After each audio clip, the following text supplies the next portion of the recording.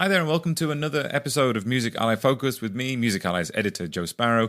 And this particular episode is one of those meta podcasts where the host of another podcast joins our podcast. But wait, come back. We're very happy to welcome Greg Cochrane, one of the hosts of the Sounds Like a Plan podcast, which is all about how the music world is responding to the climate emergency. Now, this is another in our series of podcasts that investigates ethics and responsibility in the music industry, and specifically, in this case, the ethical responsibility of the music industry to make substantial and meaningful changes in the light of the climate crisis. So what is this Focus podcast? Well, Music Ally, as you know, provides an analysis-rich and contextual guide to the music business.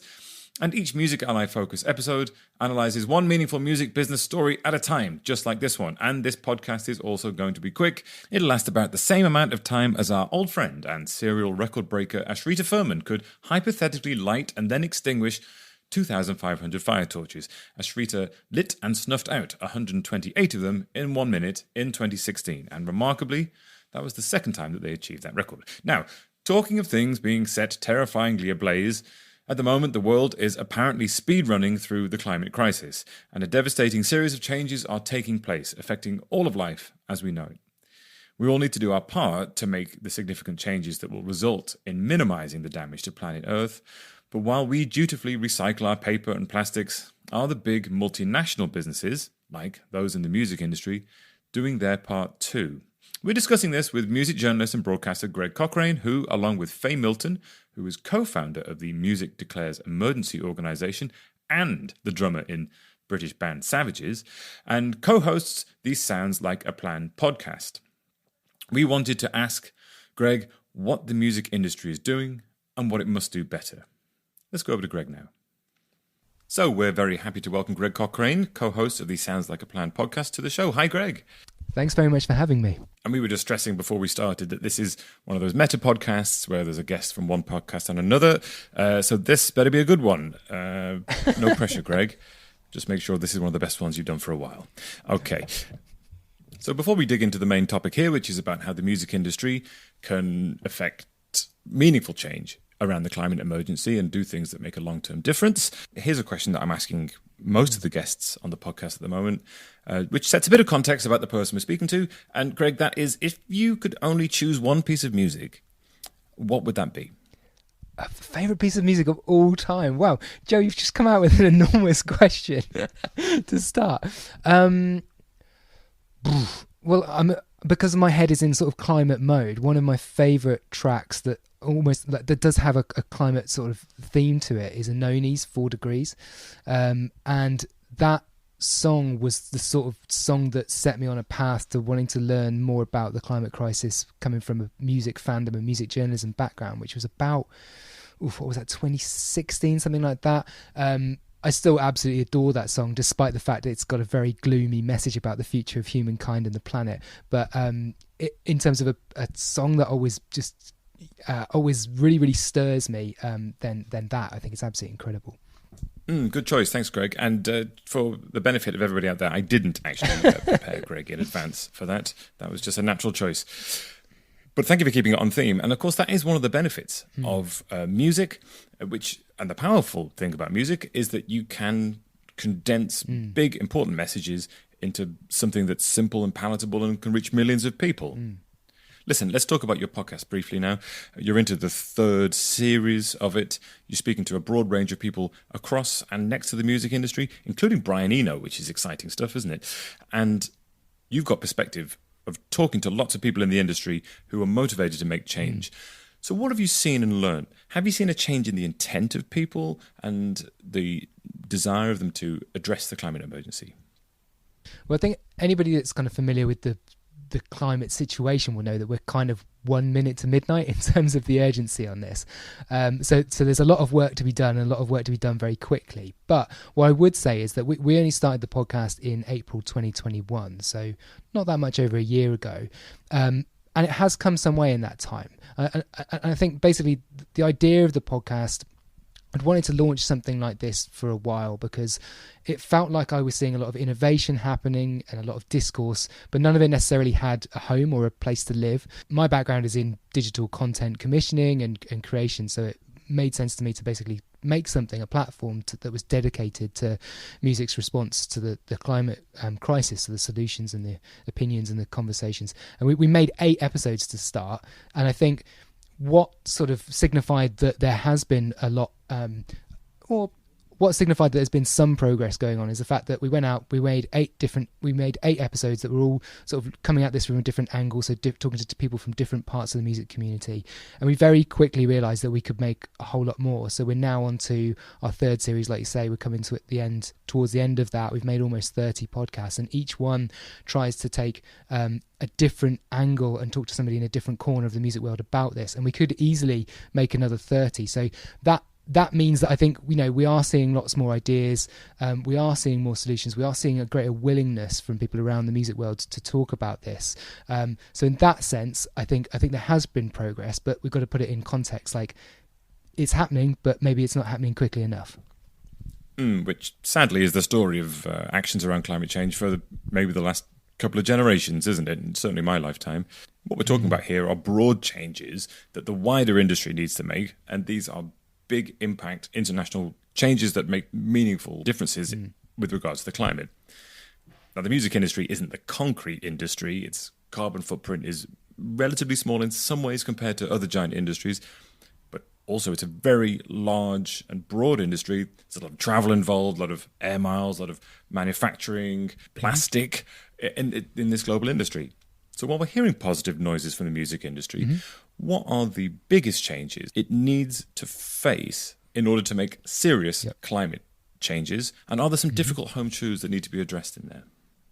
Yeah, there certainly are. And I think people talk about the big 3 when it comes to the action that's needed, in the systemic action that's needed, and those are food, travel and energy. Those are the huge areas that would make such a significant change were there to be progress in those areas. And I think they're all interlinked with music, aren't they, in some way? So to give you some kind of examples of things that are happening that we've kind of looked at on the podcast, recent examples on this series that we've had. So we had the singer Pip Miller and the vegan chef Rachel Ammer on the podcast talking about bringing more vegetarian and vegan food to the live music experience. I know that Festival Public are using a traffic light system to label the carbon footprint of the food on sale at their events this summer, something they trialled at Latitude last year. So that's about awareness and giving people information. Energy's a huge piece of this. Recent episode of Sounds Like a Plan, we were joined by Tim Benson, who's a live music energy consultant who's been working on the Coldplay Music of the Spheres world tour that's obviously generated an awful lot of press for its sustainability initiatives recently, talking about the fact that live music in venues are still using diesel generated power, which just in 2022 just seems ridiculous. And obviously a lot of big part of his kind of mission has been to basically reassure people, trying to encourage tour managers, venues and alike to basically make the switch to plug into the grid power to be able to use renewables, and also to have trust in the battery innovation that's going on. So that's a whole big kind of area that needs to be worked on. And travel, like you say, there's no kind of immediate solution to a lot of that. We're an industry at the moment that's very much interlinked with aviation when it comes to international touring. There are no green planes that are imminently going to be up in the skies to take us around the world in a more sustainable fashion. So it's about making really kind of conscious and quite hard choices. Maybe things like touring internationally by rail is something that bands like Massive Attack have done. The routing of the Coldplay Music of the Spheres world tour that I just mentioned has been done deliberately in order to allow for travel between locations to reduce them like carbon emissions and things like that. So those are the type of things that they need to get to grips with. It's there might be an impact on time and money and things like those, but these are the changes that need to be made, basically. And as you also alluded to earlier, like music's biggest kind of power, I think where music's kind of real power lies, kind of beyond those systemic kind of material changes, are the ability for it to be the platform that helps communicate the change. So people listen to their favourite musician or their favourite record label where in a way that they possibly don't with a business leader or a politician. So I think that's also where music can make a huge contribution. The Coldplay example you mentioned is a good one. They've come in for a little bit of criticism for the partners they've chosen, but they were stuck between a rock and a hard place. I think a little bit there. Artists can lead the way like that. And I think one of the things we've seen in recent years, which is encouraging, is that There's been a change in recent years about how fans understand how the industry works. They understand where money gets divided up a bit better than they did in the past. And for instance, they've become sort of mini activists, if you like, for their favourite artists to ensure that, or try and ensure that as much of the money that they think their artist deserves as possible goes to them. And maybe that energy can also then be directed from fans through their artist to effect meaningful change as well. During last year, we also saw in the independent music industry the culmination of a very strong urge to make change around environmental issues, and we saw a large number of independent labels making some fairly serious and in-depth calculations around their carbon footprints and trying to build a plan for change. We also saw at the end of 2021 the Music Climate Pact, where we saw the major labels making fairly substantial commitments, it seems, to reducing their environmental impact. How seriously do you think that the really big major players are taking this, and how do we hold these giant industries to account? First off, the sort of movement that you just mentioned, like the credit has to go to the Association of Independent Music for gathering all of that together, because that did feel like a kind of bit of a watermark moment to just get all of those people together in a room, so to speak, to take action on climate. My honest answer to your question is I don't know. I would love to have someone from one of the majors come onto the podcast to talk about their sustainability strategies. If anybody's listening, they can consider that an open invitation, by the way. But what I would say, we have seen more tangible action from the indie sector. So like you said there, Beggars bringing on a dedicated sustainability person into their organisation. Ninja Tune have been leaders in this space for years, as well as K7 Records and places like that. And my understanding is that with the majors, it is starting to happen. No big business in any sector can be without a sustainability strategy now. It's just, you just get left behind, you get criticised, and the best people don't want to come and work for you. And obviously the major labels want, they want the best people. They want to be the best places to work for. So I would say, how seriously are they taking it? It's very difficult to say. I'm not in the party to the kind of internal conversations in terms of like tangible action that we've sort of seen so far, and tangible leadership. I haven't seen an awful lot of it, but I would like to see much more of that in the very near future. And I think we're going to have to. Yeah, it's all very well to say, okay, we're going to make a change and a difference, but if accountability isn't involved, it could be seen by some people as greenwashing. I'm not accusing the major labels of doing that, but there has to be some sort of tangible output there as well, doesn't there? And when we're seeing an industry where, at the moment, money is flooding into the recorded music industry, how do we calculate the server cost, the distribution costs of music? We're seeing a huge spike in the desirability of vinyl, and everybody wants to sell this super heavyweight 180 gram pressing because it feels a bit better when you buy it. And then you can sell it for more money and make more money. These are quite tricky things, aren't they? Because on the surface, it looks like making change here is a reduction in income and business potential. But the counter argument to that is, and it's a big one, well, if the earth starts dying, you're not going to sell any records. The more nuanced argument there is, if you make these environmental changes, you'll make more money because more people will back the changes you're making, right? Yeah, absolutely. And so, like, aspirationally, if your favorite artist produced something that was on a piece of recycled vinyl, or using a slightly kind of different product, I mean, that's attractive to a fan, isn't it? Like, we looked at the way that Lorde kind of did away with kind of CD packaging last year on her release, and created some formats that, if I was a Lorde super fan, I was like, well, I want that collectible as part of my Lorde memorabilia. So it's things like that. I'm not necessarily sure. Yes, there are some challenges around the existing ways that we're doing things, but there are new opportunities, I think, emerging as well in ways that we can still excite music fans. And I think to speak to your question there about kind of sort of engagement from, like, do music fans want this from their favorite artists? And I think the answer is like a resounding yes. Like, there was I don't know if you saw the recent piece of research that was published by Glasgow University that had involved a few other kind of partners, as well as Music Declares Emergency and the BPI and Beggars Group had basically taken there'd been this big piece of research done around music fans versus non-music fans and their opinions on the climate crisis. And the poll found that 82% of music fans were concerned about climate change compared to 72% of non-music fans, and that music fans are significantly more likely to view it as the top priority. It was 54% of music fans agreed that tackling climate change should be a top priority right now above any other issue. On the flip side to that, and this is the most interesting bit for me, only 3% of the people that responded to that YouGov poll were aware of any initiatives that the music industry was taking. So that's so basically we might think that in our music industry bubble we're doing quite a lot on sustainability and that lots of artists are talking about it and awareness is growing and growing. 3% people aren't hearing it or aren't seeing it. So there's an enormous opportunity there for the industry, live music industry, recorded music industry, whatever sector you work in, to bang the drum louder about what you're doing, the action that you're taking, because you're going to be meeting the demand of the audience, the listenership that you're trying to reach. That's a good point, isn't it? Because seeing, for instance, Coldplay making a loud statement about their touring, their carbon footprint, the way they're calculating it, this is fantastic. You could argue that, well, it's a bit predictable. I expected Coldplay to do that. But if someone else on the pop sphere, for instance, picking up random, I don't know, Megan Thee Stallion, a major pop star who doesn't seem to overtly have a vocal environmental standpoint, if someone like that came out and said, hey fans, I'm going to change the way I run my business and do it this way, and I'd like you, my fans, to come along with me, that would seem quite significant, wouldn't it, if they were bringing their fans along?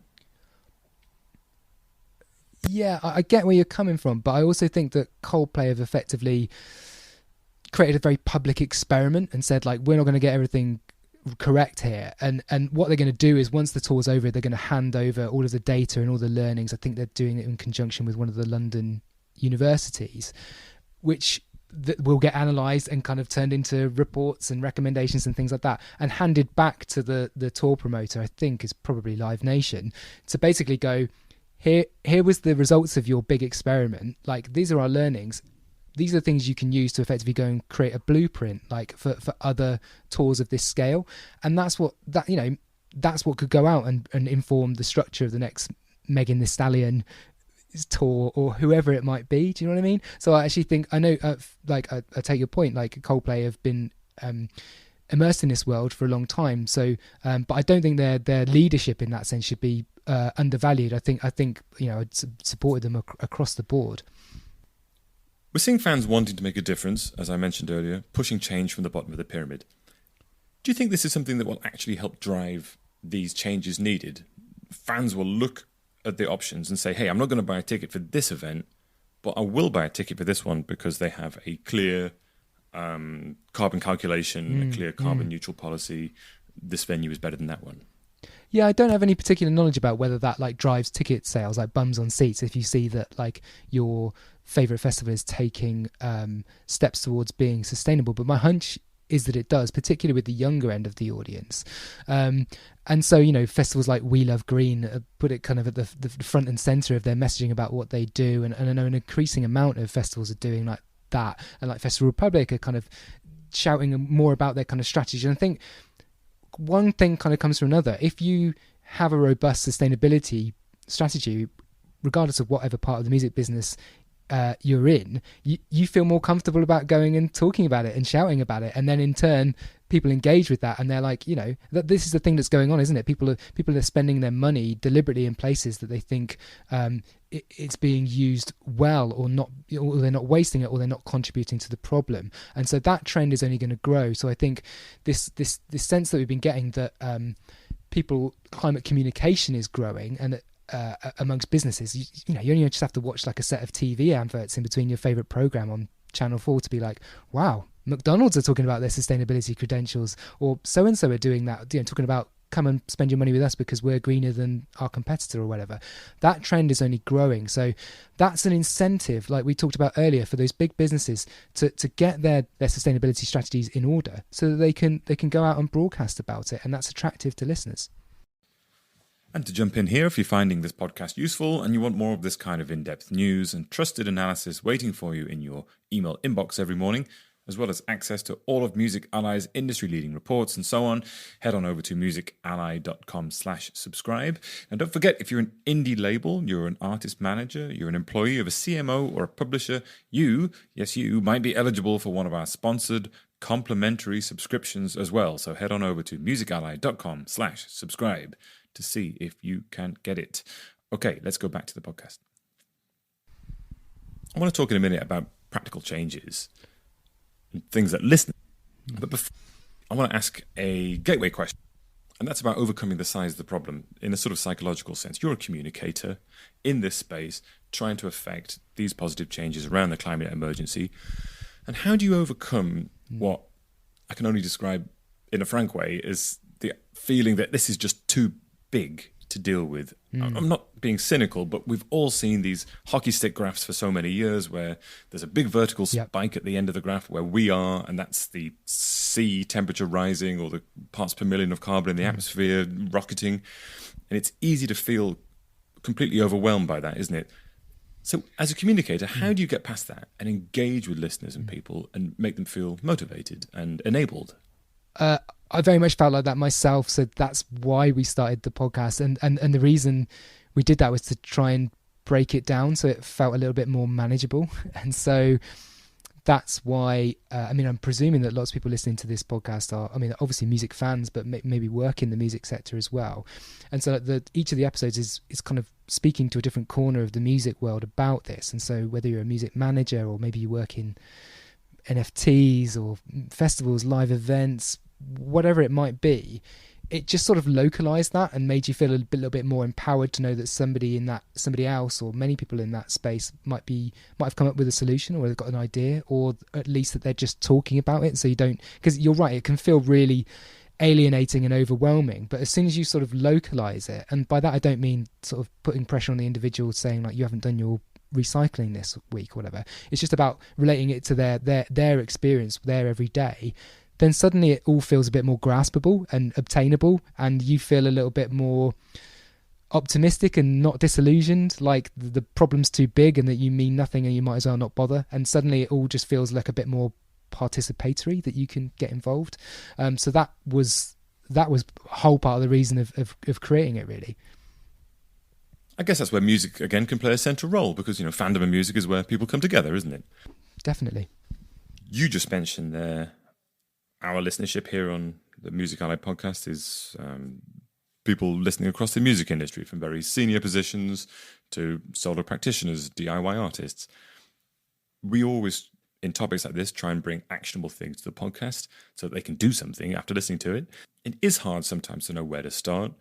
Maybe some people might think, oh, well, I'm a bit too junior in this organization. I don't have enough power to affect change in this giant company, or I'm a manager of one artist. What can we do to make a difference?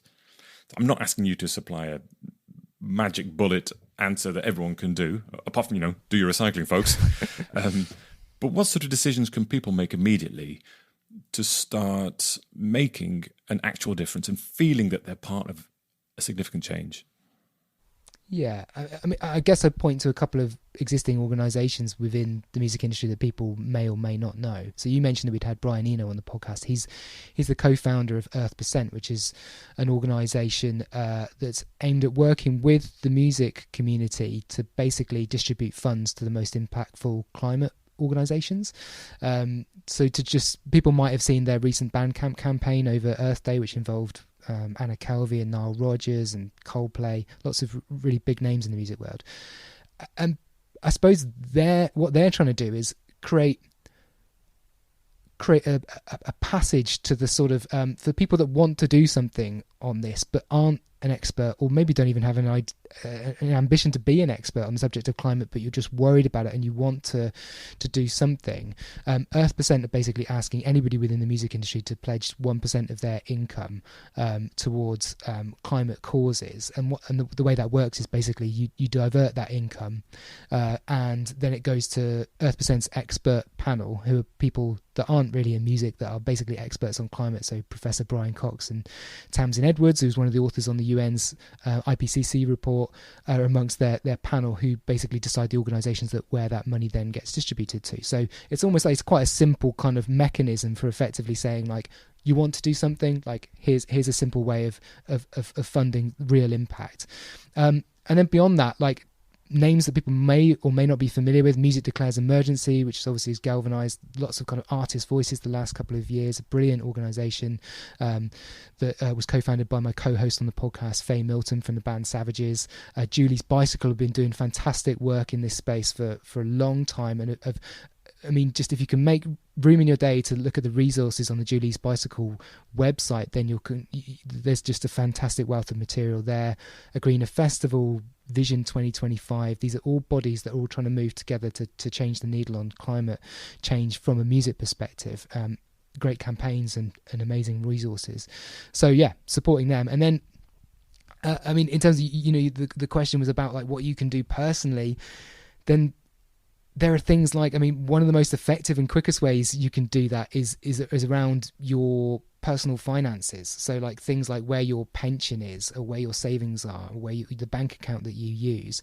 I mean, relating that back to kind of where you work in the music business. I mean, maybe you're self-employed and you've got easy control of those things. You can go to makemymoneymatter.co.uk, which will give you all the information you need about whether your bank is funding fossil fuels, and the options you might have to change that.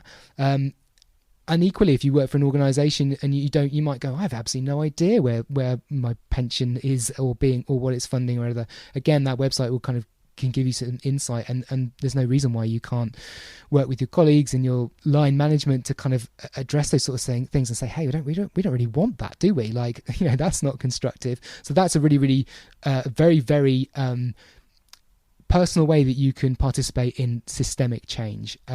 Because we could talk about plastic wrapping on manufactured products or recycling, things like that, and yes, of course we should be doing those things. Shouldn't have plastic straws at our live events, or for example, those things like feel small, but they do add up, obviously, and I'm not discrediting those, but that what I've just mentioned is a way that you can participate in a kind of bigger systems change. And finally, I suppose, you thanks so much for welcoming me on to your podcast. And I think that, like, if you are feeling a bit alienated or disillusioned, as we kind of mentioned earlier in the podcast, we've got almost 30 different reasons to feel inspired on Sounds Like a Plan with all the episodes that we've made so far. So do go and check them out. Hopefully the whole point of it is to feel kind of energized, and that other people within the music space are being proactive, that the whole purpose of it is, and tone of it, is to be accessible and to make you feel part of something. So do go and check that out. Yeah, I'll put a link to your podcast right beneath this one. Here we are back at the start of the Meta podcast situation. And folks, I do recommend that you go and listen to it. It is really fascinating. Now, systemic change takes a long time. It's easy to get demotivated. And keeping, I guess, little activities like this in your day-to-day can help affect change.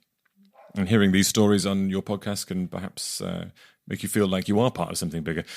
I'll also put some links to some of the stuff we've written about on Music Ally. We've had guests from Julie's Bicycle before. And we also have a guest coming up from Music Declares Emergency in a couple of weeks. So stay tuned for that, folks, as well. Well, Greg, that's been great. And thank you for appearing on our show and to talk about yours and, giving us some, not only just recommendations of things to do, but also ways to keep motivated, which is really important in this whole process, because it is a long-term process. I think we all feel like we face a lot of bad news, and I think we shrink when we get faced with continuous bad news, and we grow when we get given good news. We've all felt it when you see a good piece, feel-good piece on the news. You kind of feel a bit more buoyant that day, don't you? So I think, to give people this encouragement to say, hey, look at all this stuff that's happening in your music community. Easy to be part of it, go and do it, and you feel like part of the solution. Suddenly makes it feel like the wheels are starting to move on it, and it helps you imagine a better future. And there you go, there's your hard sell, folks. So Greg, thanks ever so much for joining us. Brilliant, thanks Joe. So if you found that useful, please share this podcast on with someone else who you think will get something out of it. And if you'd like to continue the conversation with me, please do email me. It's joe@musically.com. That's Joe, Joe, @musically.com. If you would like to stay in touch with Music Ally, we have a free weekly email called The Knowledge, which arrives in your inbox every Friday with a wet thump and rounds up a soupçon of the best analysis, news, marketing insight, and skills, all pulled from Music Ally's wider service. So sign up and impress your boss. Links are in the description, along with everything we mentioned in the podcast, as always. Well, that's it. Thank you ever so much, as always, for joining us here on the Music Ally Focus podcast. And from me, Joe Sparrow, Music Ally's editor, farewell.